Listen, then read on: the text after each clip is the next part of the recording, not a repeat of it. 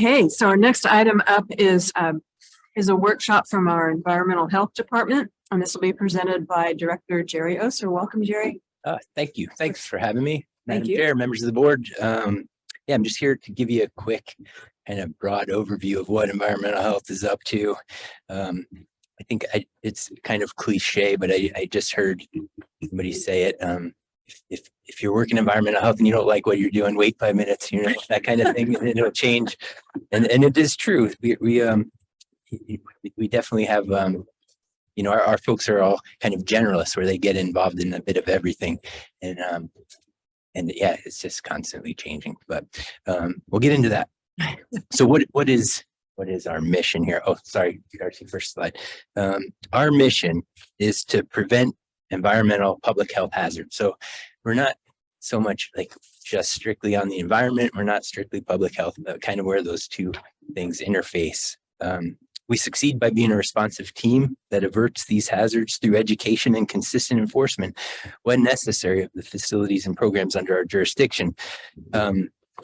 So it's really important to emphasize that educational component, because a lot of these things that we do are permitting and inspections, and those inspections aren't constant. So the more we can do to educate folks how to operate without us looking over the shoulder, the better it is for everybody. And then, of course, that consistent enforcement. So there is going to be a time when we have to, you know, flex our muscles, so to speak. And as long as we keep that consistent, then we feel okay about it. So yeah, in a nutshell, we are a regulatory and permitting agency mandated to oversee various programs related to people and their environment. Easy peasy. Next slide, Darcy. So what are some of those core and mandated services that we oversee? I should say I'm here with Sarah Peterson. I forgot to mention that when I started. We only have like 6 people on staff, including myself. So we're representing 33%. Here. So anyway, so we do food safety. We do recreational health, or what we call our pool program. So any sort of, and I'm going to get into detail a bit in all of these, any sort of commercial pool open to the public, hazardous waste, CUPA, which is kind of a funny name that I'll get into, which is hazardous materials, land use, on-site wastewater, water wells and water quality, body art, a bit of code enforcement, not so much now that we have a code enforcement officer, but still there.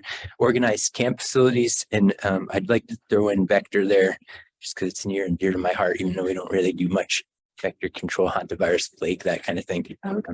But I'll touch on it. So we'll get into it. What's the food safety all about? The purpose of the program. Sorry, Darcy, I keep forgetting that I don't have control. The purpose of the program is to assure that food provided for human consumption is wholesome, properly labeled, and that the purveyors have produced, handled, and stored these food under conditions and by practices which are safe and sanitary. So what does that mean for us? It means we permit about 220 food facilities, permanent food facilities, mobile food facilities, a few more temporary food facilities for the fairgrounds and things like that. And we try to get to those places 2 times a year and inspect them to make sure that they're abiding by the retail food code. So that's that education thing, is we're only in there, these restaurants, 2 times. Got to teach them how to, you know, handle food properly so that they can make those decisions without us looking over their shoulder, like I said. And we re-inspect as needed. So it's not really those 2 inspections that kill us. You know, time-wise, it's having to go back for a re-inspection or return to compliance, so to speak. That takes up a lot of our time, and it is a big county, so lots of driving time. So what's this pool program all about? It's to assure that all public recreational waters and public pools are free from safety hazards, disease, and life-threatening occurrences. So for us, you know, it mostly is about pools. We do a little bit with lakes and things like that. As the last bullet point talks about HAB, which is a hazardous algal bloom, which is something that Sarah does. We've been asked by the state to go sample some of these, like Diaz Lake, for instance, in the heat of the summer, sometimes algae can bloom, and then that algae produces some toxic chemicals.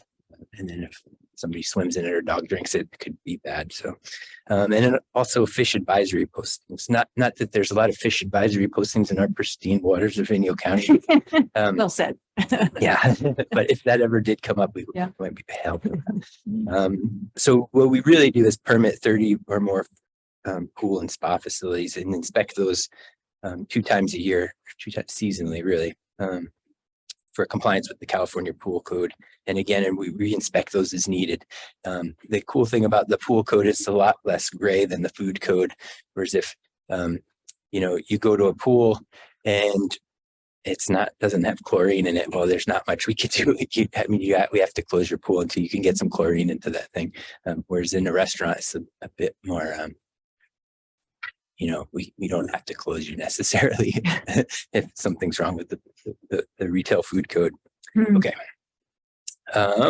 So solid waste. There's a big blurb there that I might skip through to the second after the semicolon there. It's really to control airborne waste, public pollution, scenic blight, public nuisance, and safety hazards relating to the accumulation, storage, collection, and processing, disposal of solid waste.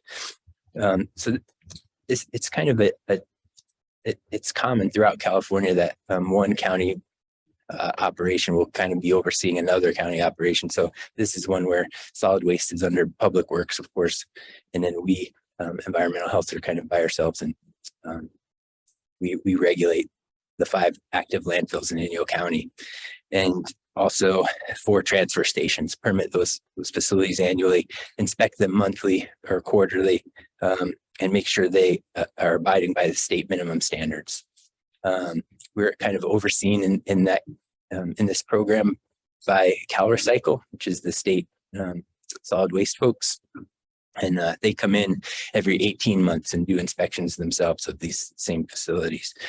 We also have several closed, illegal, and abandoned facilities that we kind of oversee. One of those is kind of a success story.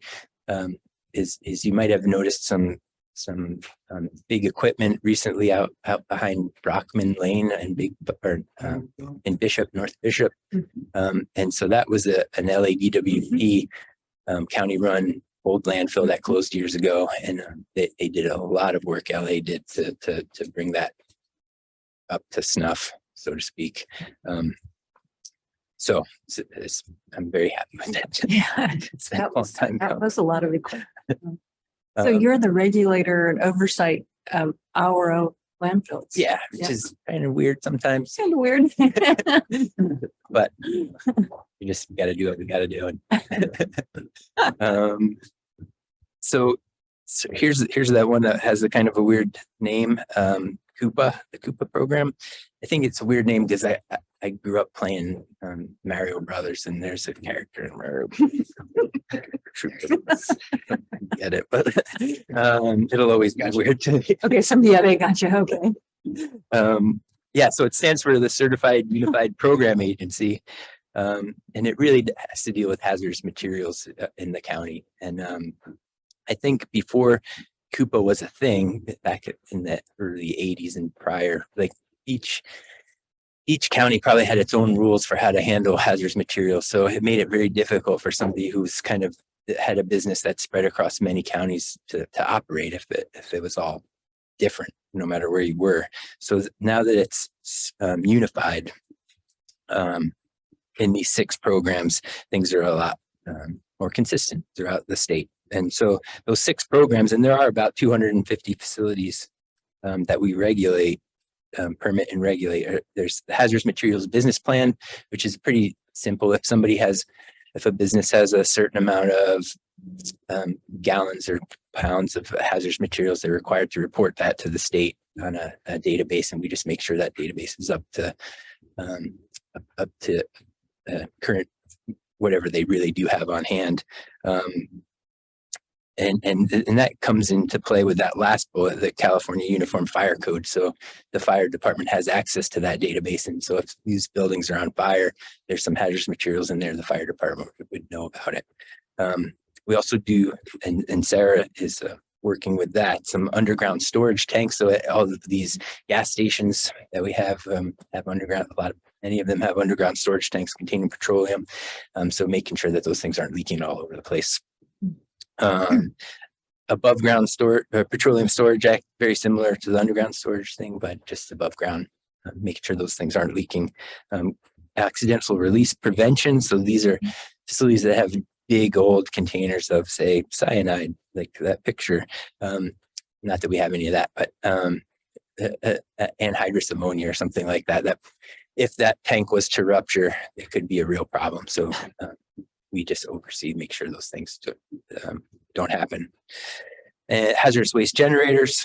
That's just not so much a hazardous materials thing, something useful. It's a hazardous waste. We do have a few of those. So, and land use. So our land use program safeguards and promotes the health and well-being of the public health through the application of environmental health principles of effective land use. It prevents public health hazards and mitigates environmental degradation that may result from improperly planned land developments. So what we really do is just kind of review these plans as they come through the planning department or building and safety, or ag, even like the cannabis projects that come through, CUPs that come through, planning lot splits, lot mergers, that kind of thing. A big part of it is making sure those short-term rentals have enough septic capacity. It's a great idea to convert your garage into another bedroom, but if you don't have the septic system that can handle it, then it's just going to fail prematurely. So we review that, and then also building permits. And again, it kind of almost always falls down to hazardous materials, water wells, and septic systems. Like, is this proposed building permit going to put a garage over your existing leach field or something like that?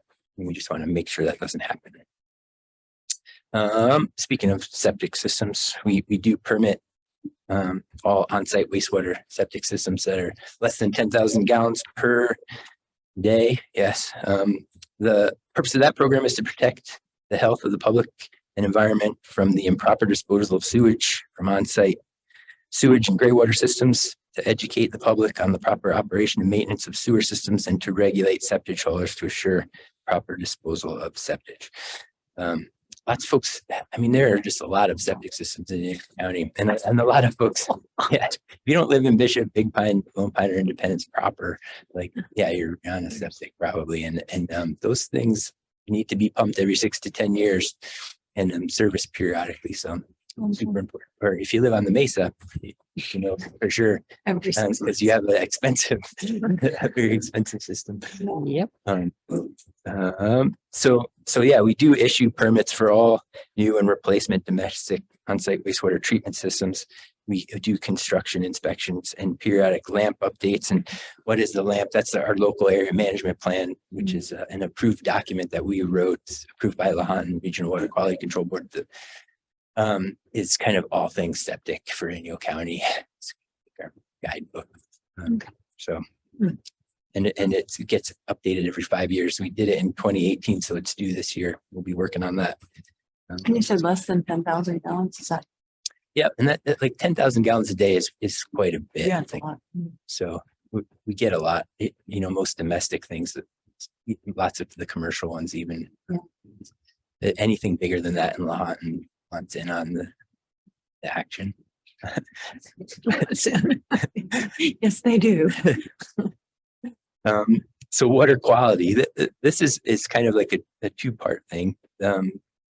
We used to be the local primacy agency for many of the water systems throughout the county. So any single well or couple wells that provided service for many homes all at once. We used to have that ability to regulate those, keep it local. The state came in a couple of years ago and took over the program. So we don't have any real direct oversight of those facilities anymore. We do. Sarah does have a good part in what we call a state small water system regulation, which is so these are like a single well that might serve anywhere from 5 to 14 service connections, houses, I guess you could say. Right? Yeah. Okay. So yeah, we still maintain control of that. There's like 14 or 15 of those systems countywide. And we, I kind of forgot where my train of thought was going. The other part of this was, is well construction. So anybody who comes in, and needs a new well or wants a well on their property would get a permit through us, and we would work with the well driller to make sure that the well driller's licensed with the state, and that construction is done to proper standards, and that they're not going to punch a hole through one aquifer and into another that's going to contaminate something, that kind of thing. And we also operate a small water quality control lab just down the road. So that does hundreds of samples a month. That's a lot. I was in there the other day. Yeah. Yeah. Yeah. And very tidy and efficient. And, Oh yeah. Yeah. Carolyn Jarvis is pretty tidy. Yeah. That's what you need in a water lab. Yeah. So. But a lot. I was kind of surprised by how many water samples I think a week. Yeah. Is it like 300 a month or something?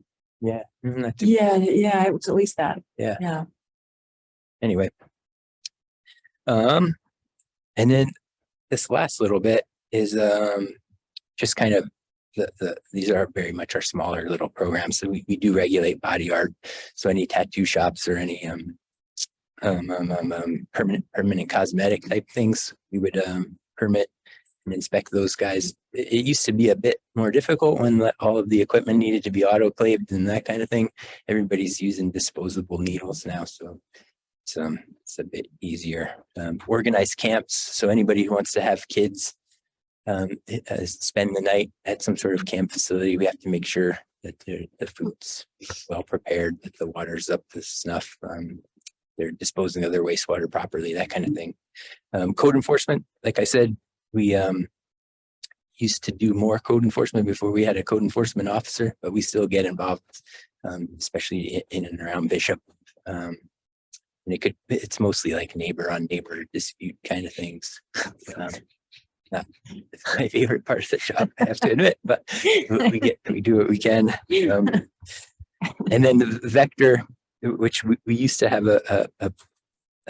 we used to go out and actually trap ground squirrels. Speaking of gophers, I did some damage on some ground squirrels at one time at Diaz Lake.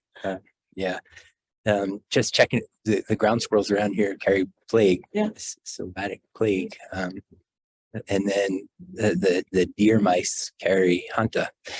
So we would go out and kind of preemptively trap some deer mice and check their blood to see if they had it, and then get the word out to everybody. So we just haven't been able to do that because of staffing shortages. So the last slide I have is just some needs, wants, and objectives for the next couple of years.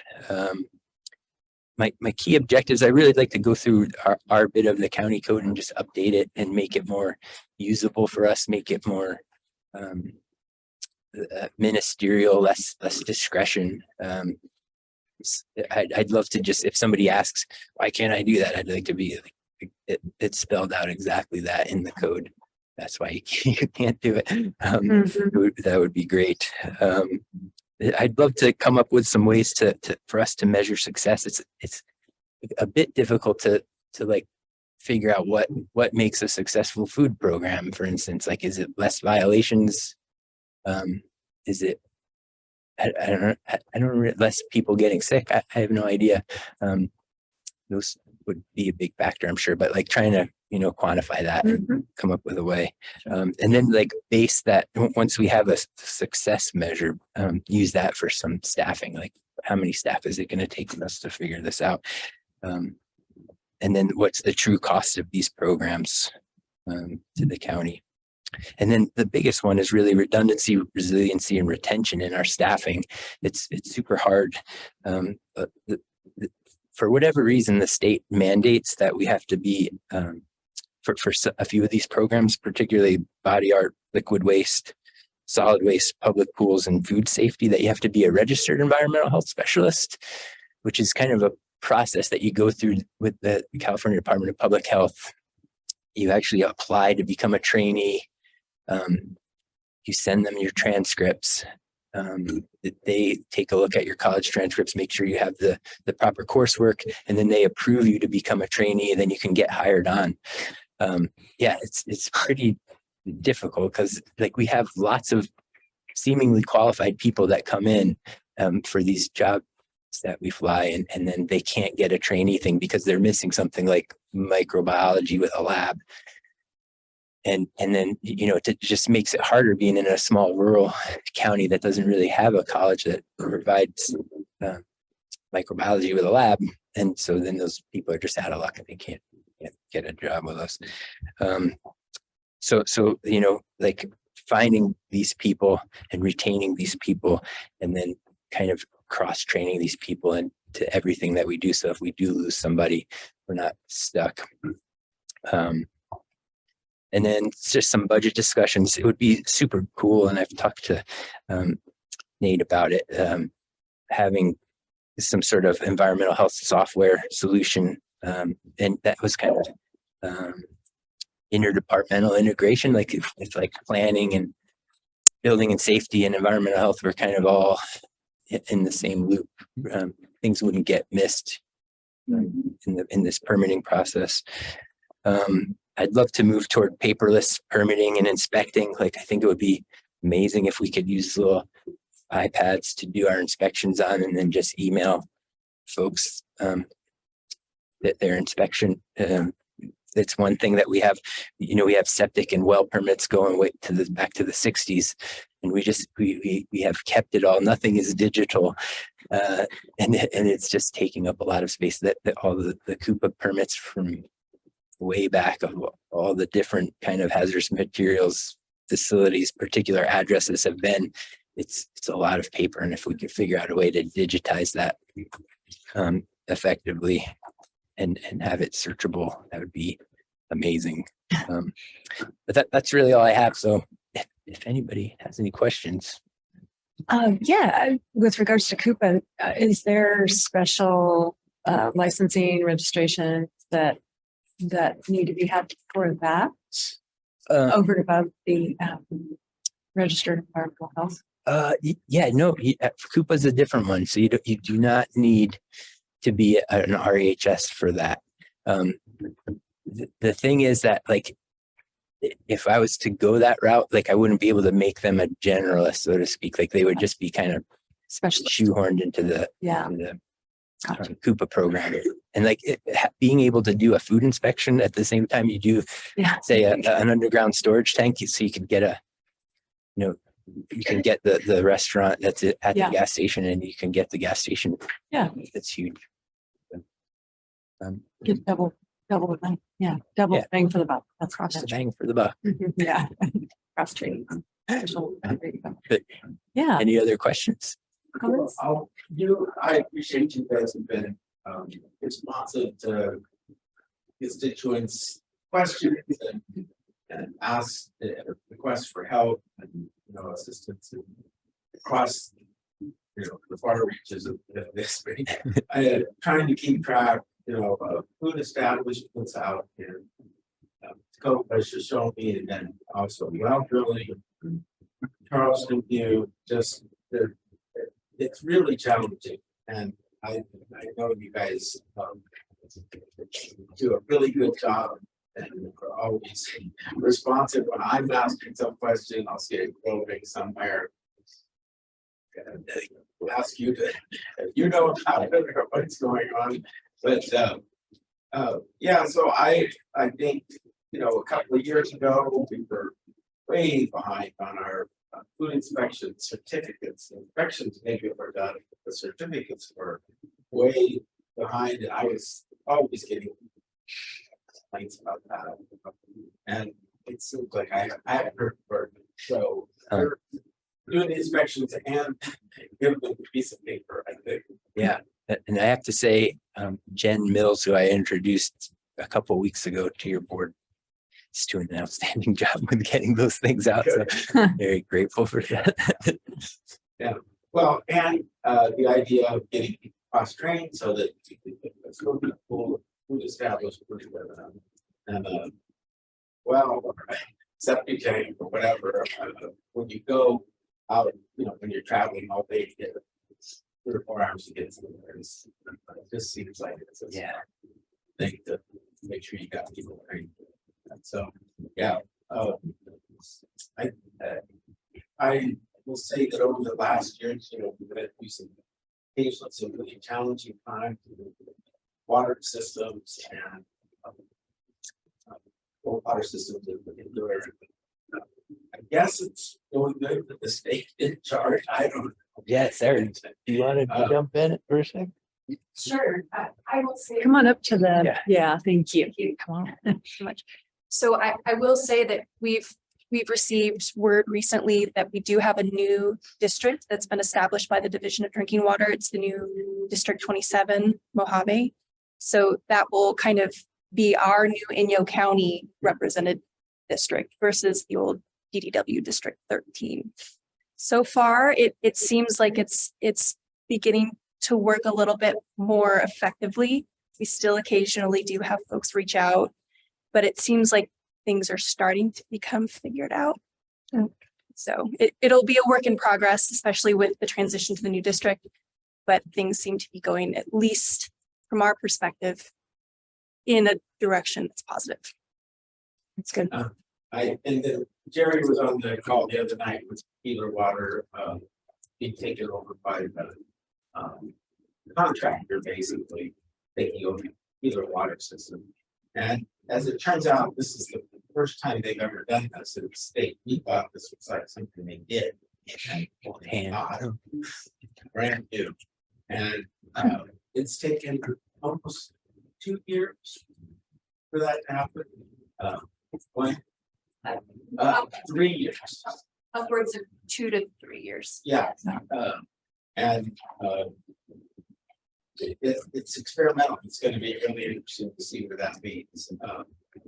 The residents in Healer, some are happy, some think it's the greatest thing ever, and some are wondering what really is going to happen. So, anyways, I appreciate you staying involved in that too, just because it isn't really going to be our responsibility, but I still get the phone call. Oh, yeah. And so it's nice to be able to have somebody of advice. Thanks.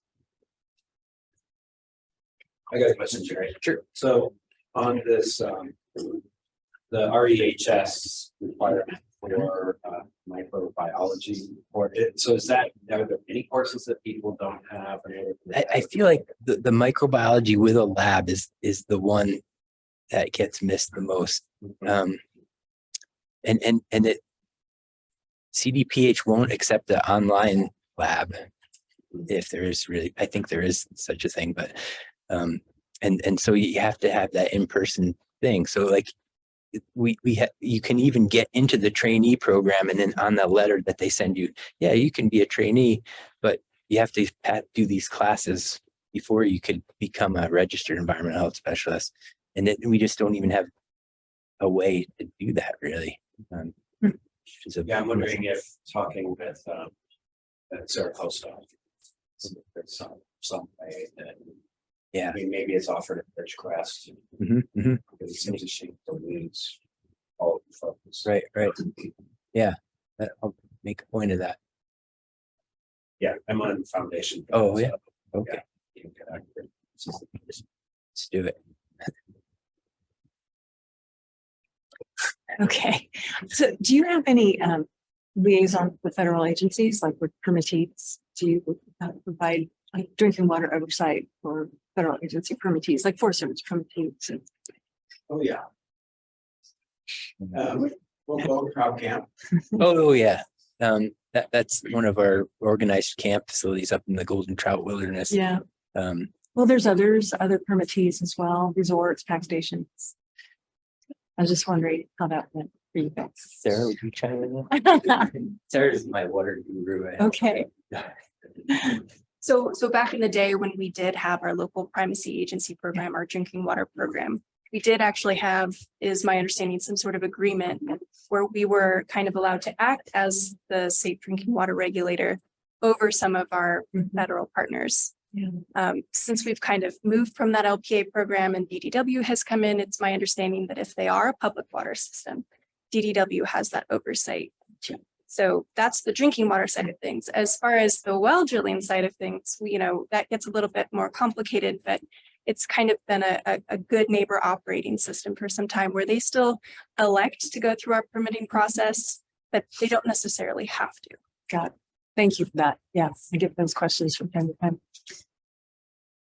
All right. Any other comments or questions from board members? Members of the public want to ask any questions? Any online? You did such a good job. Yeah. Thank you.